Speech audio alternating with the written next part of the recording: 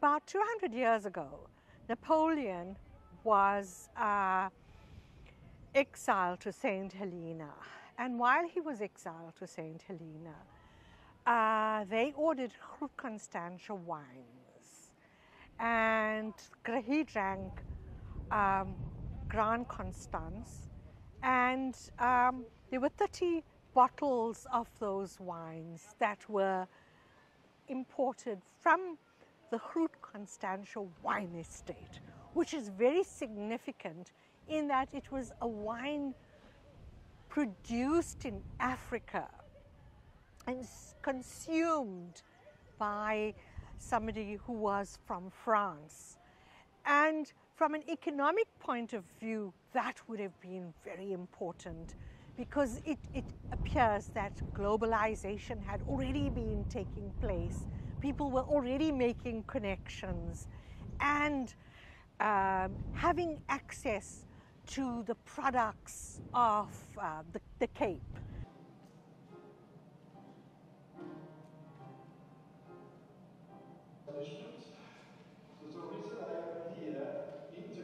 Installation at Longwood.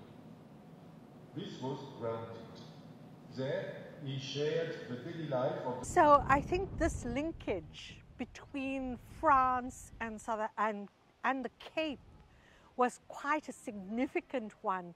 And of course, the linkage between his desire to have Groot Constantia wines on St Helena was a very important and significant moment before he died.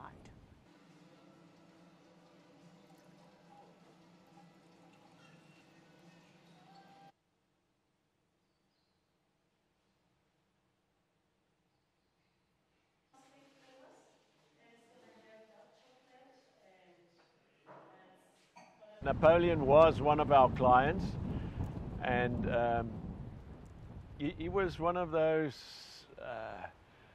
shapers of world politics, and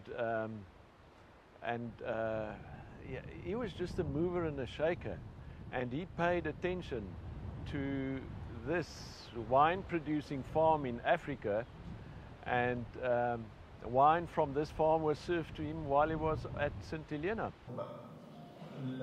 Administratively, St Helena is a British dependency, which also includes the islands of the...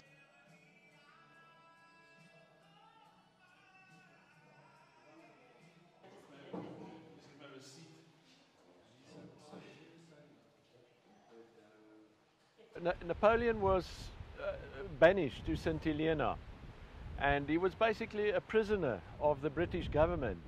And it was kept in St Helena because it was safe and away from Europe, and we couldn't do any harm anymore. And he was apparently out to say that the British are not treating him well. And the British made very sure that that was not correct. So that was part of the reason that they supplied him with Constantia wine, because at that time Constantia wine was one of the most sought after trademarks in the world.